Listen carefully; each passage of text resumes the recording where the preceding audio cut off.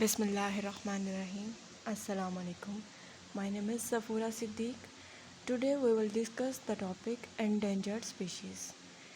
Endangered species ऐसी species होती हैं जिनका मुस्तकबिल में ख़त्म होने का अंदेशा हो, जो ख़त्म होती हुई नज़र आ रही हों, जिनकी तादाद दिन ब दिन कम होती जा रही हो. Endangered species are species that is very likely to become extinct in near future. जो ख़त्म नहीं हुई बल्कि मुस्तकबिल में वो ख़त्म हो सकती हैं, उनके ख़त्म होने के चांसेस हैं. Extinction. The word extinction is used for that organisms whose generation had stopped, जिनकी नस्ल रुक चुकी हो. Their last organisms had died, और उनका आखिरी जानदार मर चुका हो. मतलब कि ऐसी स्पीशीज जिसका वजूद इस दुनिया में बाकी नहीं रहा, उसको हम कहते हैं एक्सटिंक्ट स्पीशीज़. इन दोनों में डिफरेंस ये है, एंडेंजर्ड स्पीशीज़ ऐसी स्पीशीज़ हैं जो ख़त्म होने जा रही हों, जबकि एक्सटिंक्ट स्पीशीज़ ऐसी स्पीशीज़ हैं जो ख़त्म हो चुकी हों. Endangered species day. May 15 is endangered species day. 15 मई को एंडेंजर्ड स्पीशी डे मनाया जाता है. A day to learn about animals that are at risk.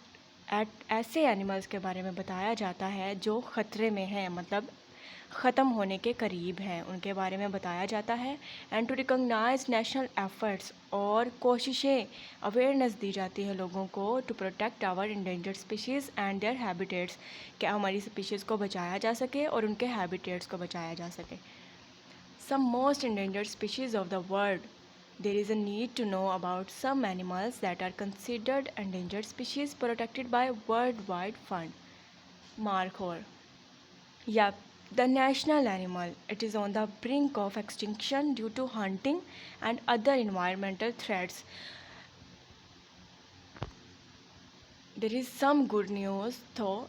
It was discovered in 2015 that their population has increased by 20%. Yes, only 20%. The second animal is vole. Vole are small rodents, hairy tailed. छोटे जानदार हैं ये. हेरी tell, इनके tell पे छोटे छोटे hairs होते हैं और इनका हेड है स्लाइटली राउंडेड होता है. Small ears and small eyes. They sometimes called field mice in North America. North America में इनको फील्ड माइस कहा जाता है. ड्यू टू हैबिटेट चेंजेस, इनके हैबिटेट चेंज होने की वजह से these little rats are facing threats of extinction. इनको एक्सटिंक्शन फेस करना पड़ सकती है. ये आपको दिखाए गए हैं वॉल. थर्ड वाला है Indus river dolphin. The south Asian river dolphin is an endangered freshwater or river dolphin that is found in region of Indian subcontinent. Indian subcontinent में पाई जाती है. This dolphin is at high risk. इसको बहुत ख़तरा है. It would be helpful if we learn to take care of it. अगर हम इसके लिए प्रिकॉशंस कर लें, लोगों में अवेयरनेस बढ़ा दें इसके लिए, तो इसको बचाया जा सकता है before it dies out forever. Black finless porpoise. It is very unique for a sea creature to be finless. अमूमन जो सी क्रिएचर मतलब समुंदर में रहने वाली जो चीज़ें देखी जाती हैं उन पे फिन होते हैं, लेकिन ये फिनलेस पोर्पोइस है. It is very unique. There should be special treatment and preservation for them. Unfortunately, this and many other marine creatures are suffering due to human stupidity and pollutions. Actually होता यूँ है कि जो इंडस्ट्रीज़ का waste material जो समुद्रों में छोड़ा जाता है या दरियाओं में वेस्ट मटेरियल जिसमें केमिकल्स होते हैं दरियाओं में छोड़ा जाता है, तो वो मैरीन लाइफ के लिए बहुत नुकसानदेह होता है, जिससे इस तरह की कई स्पीशीज़ उनकी जान को ख़तरा है. ये आपको फिनलेस पोर्पोइस दिखाई गई है. उसके बाद है caracal. This medium sized wild cat. ये वाइल्ड कैट है मीडियम साइज़ की. That is native to South Asia and Middle East. It is a carnivore. ये कार्निवोर है that its smaller animals, birds and rodents. ठीक है, rodents भी खाती है और बर्ड्स भी. Due to urban development, rapid deforestation and hunting, they are now classified as endangered species. इसको अब एंडेंजर्ड स्पीशीज़ में क्लासीफाई किया जाता है. क्यों? अर्बन डेवलपमेंट की वजह से, रैपिड डिफॉरेस्टेशन की वजह से और ओवर हंटिंग की वजह से. उसके बाद है causes of animals becoming endangered. मतलब जो जानवर एंडेंजर्ड बन रहे हैं उसकी वजूहात क्या है, उसके पीछे रीजंस क्या है. तो फर्स्ट ऑफ ऑल है लॉस ऑफ हैबिटेट. कि हैबिटेट का लॉस हो रहा है। तो हैबिटेट का लॉस इस तरह से हो रहा है कि डेवलपमेंट ऑफ हाउसिंग, मतलब हाउस इंडस्ट्रीज की डेवलपमेंट हो रही है, हाउसिंग की हो रही है, agriculture reduces the habitat of native organism. Much of the habitat loss today is due to human activity, क्योंकि आजकल जो ज़्यादातर हैबिटेट लॉस हो रहा है ऑर्गेनिजम्स का, वो ह्यूमन एक्टिविटीज़ की वजह से हो रहा है। तो ये एक मेन कॉज है एंडेंजर्ड स्पीशीज़ का। उसके बाद है पैथोजेंस एंड डिजीज़। पैथोजेंस मतलब केमिकल्स, कुछ केमिकल्स की वजह से स्पीशीज़ मतलब जो है उसको बेयर नहीं कर पाती और मतलब उनकी तादाद कम हो रही है।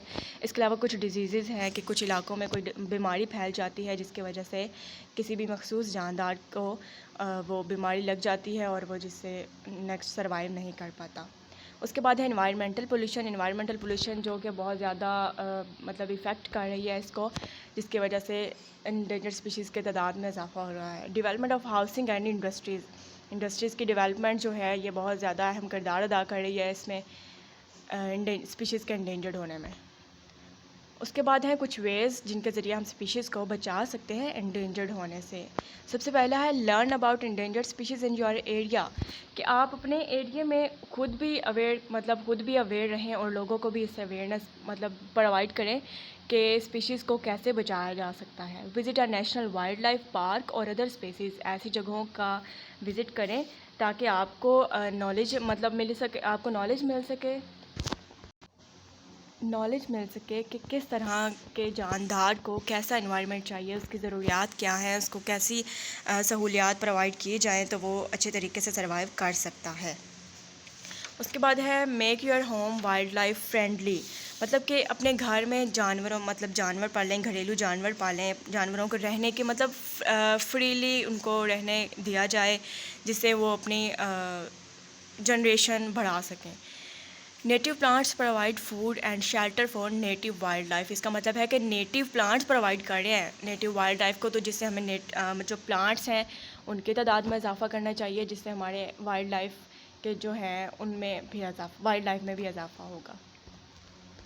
उसके बाद है by minimising the hunting of decreasing animals, मतलब ऐसे जो जानवर कम हो रहे हैं उनके जो शिकार है उसकी तादाद को कम किया जाए, उस पर पाबंदी लगाई जाए ताकि उनको बचाया जा सके ख़त्म होने से। By making suitable environment in which endangered species can reproduce and increase their numbers, ऐसे स्पीशीज़ जो इंडेंजर्ड हो रही हैं या होने वाली हैं उनको ऐसा इन्वायरमेंट प्रोवाइड किया जाए जिसमें वो फ्रीली ग्रो कर सकें, सुइटेबल इन्वायरमेंट हो उनके लिए जिसमें वो अपनी तादाद बढ़ा सकें। Thank you so much.